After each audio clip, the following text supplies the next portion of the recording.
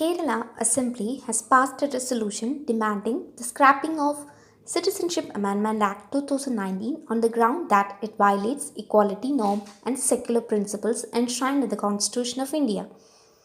The article in the Hindu discusses the validity of such resolution. The argument favoring for such resolution is that if a state believes that the parliamentary law is not constitutional, then the state legislative assembly can call for its repeal through resolution. Many states in past have passed such resolution. Further, a resolution is not a legislation, it is only expression of political opinion. The argument against the resolution put forward by the author is that citizenship is a matter of concern for the union and it is not open for the state assemblies. Further, the states have constitutional duty to implement the central laws. So these were the different arguments put forward by the author. As a response to the resolution, the BJP leader has filed a petition with the Rajya Sabha chairman initiating a breach of privilege proceeding against the Chief Minister of Kerala, Pinarayi Vijayan.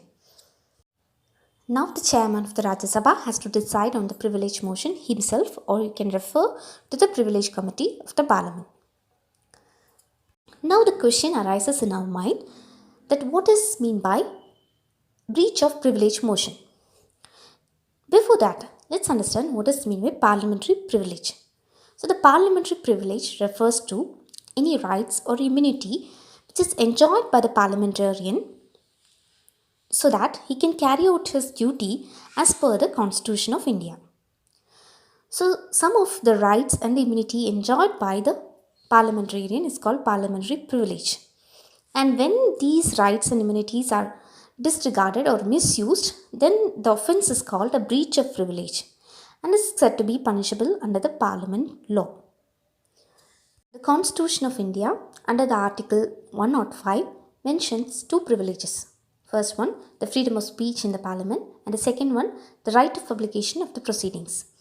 And also, the rule books of the Lok Sabha and the Rajya Sabha also governs with privilege.